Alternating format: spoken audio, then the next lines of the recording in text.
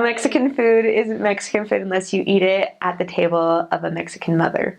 Really. Because if you go, I haven't found anything here that compares. I mean, even if it says the same word, even if it says it's the same food, it's different when they make it for you at their table. It's delicious. Oh, what can I even say? They eat tortillas at every meal. They have stores on every corner. It's called a tortilleria. It's a tortilla shop.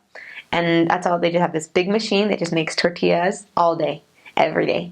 And if you're poor, you get tortillas. If that's all you get, but everybody always has tortillas. And oftentimes I'm sure people have heard this before, but they'll sacrifice so much so that the missionaries have a beautiful meal. And it doesn't matter which person it is, they always sacrifice to give it to you. And so there's this idea, and they'll tell you, you don't have to eat it. If you don't like it, don't eat it. But there's a respect and a love that comes when they give you food. It's a big part of their culture. They'll say, you're in. They're starting their testimony to grow if they invite you to eat. And I'm not even kidding you. It's true. We had an investigator. Oh my gosh. It was in my last area. She was a single mom with 4 daughters. And she had a daughter who had major disabilities, which you don't really see down there because there's not very good. They're very poor. It's one of the poorest states in Mexico. And so they don't get a lot of care, high quality care, especially for big disabilities.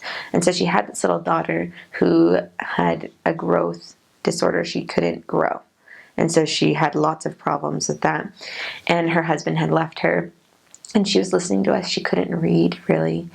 But we were teaching her, and she was coming to church. And then one day she invited us to eat.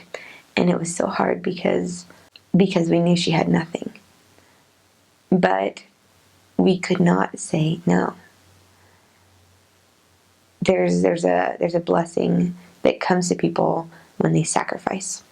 And it's the same about when we go on our missions. I think Heavenly Father wanted me to be able to sacrifice. And I had to sacrifice a few things at the point that I went that I wouldn't have had to sacrifice when I wanted to go. And I saw the blessing in her life when she gave us this food and we ate it. And we're grateful, and she allowed the Spirit to be more in her life.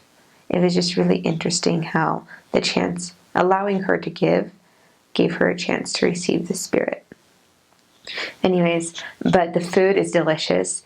If you're allergic to peanuts, don't eat mole because it's made of, they toast the peanuts and grind it into the sauce. So don't eat that. Lots of times, because they want to give you the best food, the special food, it's made with a lot of oil and grease, but it's delicious. So just be careful about that. They'll ask you what your favorite food is, and just kind of emphasize vegetables, because then they will make you things with vegetables, and otherwise they really don't, even though it grows everywhere. There's mangoes everywhere. If you go to Chahuitas, it's like the mango capital of the world, and pretty much they'll pay you to take their mangoes because they have so many. And there's mangoes that are so huge. There's 70 kinds of mangoes, and I didn't know that before I went. And avocados that are as big as my head. In Tapachula, at the Steak Center, there are massive trees of mangoes and avocados, and it's really neat because it's their kind of a way to be self-reliant. Every time they ripen, they pick them all. They send the kids up the trees and shake the branches or pick them, and then they send boxes home with members so that they can have avocados and mangoes. What else? There's just so much good. Tamales are so good. Lots of times their tamales are different though. They make them with banana leaves. In the rest of Mexico, they make them with corn husks. But they are down more towards Guatemala, and actually they were part of Guatemala before Mexico had a war with Guatemala and stole Chiapas from them. So everybody looks like Guatemaltecos, and they fill them with mole or chiles, lots of chicken. They eat a lot you will eat chicken every day because it's the cheapest meat, and just all sorts of delicious things. Tamales are so good. You're going to be told not to eat on the street. It's pretty much true. Lots of times members have stands that they'll feed you from, which is fine. Don't eat the hot dogs on the street. You will get sick. You'll get sick. I never did, but I had a companion who did, and it was bad. But lots of other things you can, because they can make it clean with the meat. Don't be afraid to ask how to eat, because they'll teach you how to use a tortilla. They think it's really funny. Some of the best experiences I had was asking them to teach me to cook on a P-Day, or to invite their friends to teach me to cook something that they knew how, and so we got to meet new people. Beans and rice was my favorite. I know it's weird, but they'll make a pot of beans and give me rice. It's normally what they eat every day, with handmade tortillas, which are so much better than the machine-made tortillas. Everything's corn. I don't know. Cereal's really expensive. They do have Walmarts and other supermarkets that you can go shop at, but the market is way cheaper and a lot more fun. You just don't buy meat there. They eat at 2 o'clock in the afternoon, and that's something I didn't know. I thought Mexicans only ate one meal a day when I first got there, because my companion was trying to lose weight, so she didn't eat breakfast or dinner. And I thought that's just the way we did things. So I just know that you can buy food and eat your breakfast, and you can get anything. What I normally ate for breakfast, because I don't know why that was hard for me. I never knew what to eat for breakfast, even though I'd lived on my own for 3 years. Like, I didn't know what to buy down there. So I would eat eggs with tomatoes and chiles, or just omelets, with tortillas, or they have really yummy bread down there, actually. They have, like, bakeries, and it smells so good. They have food everywhere in Mexico. It's so important. Like, I do not know how they can make so much money when they're so poor, but they do. They all live off of selling food, and everybody buys food. It's so important. I also, cereal, oatmeal, there's lots of fruit. Oh, it's so much fruit, and it's so cheap. You can get like a bag of mangoes for like 90 cents, and a massive papaya for like 50 cents, or things like that. It's really yummy. So I ate a ton of fruit. It was so good. They have this really fun Chinese food, actually. They like there's lots of Chinamen.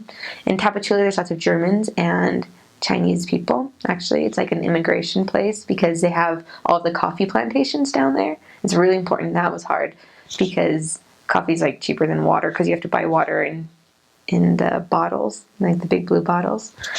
And so people would be able to boil any water and then put coffee into it, to make it taste good and not taste funny. And so instead of having to buy regular water to drink, they'll just make coffee. And so that was hard.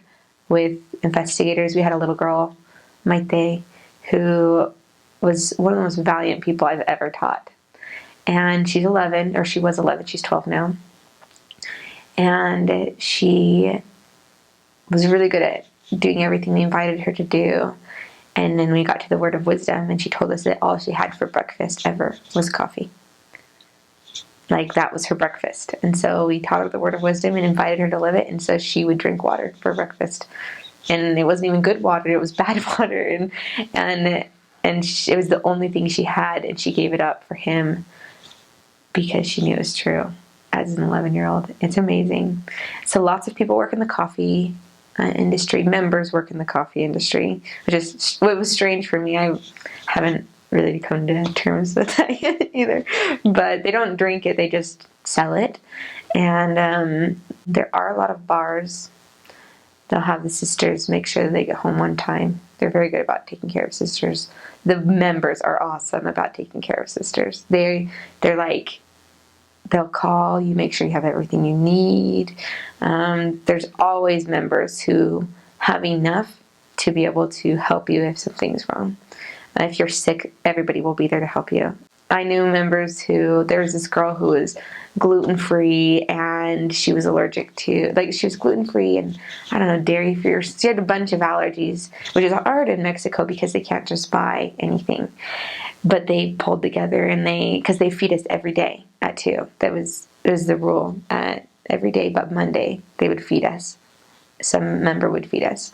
And so they would change their menu for the sister who had allergies. So it was really beautiful to see. It was easier for them when she was grateful, because there were 2. And one of them was she was a good girl, but she kind of demanded it in more of a way. And the other one kind of asked and was more grateful. and you could see the difference in attitude of the members of giving that to the girl who was grateful and kind about it. So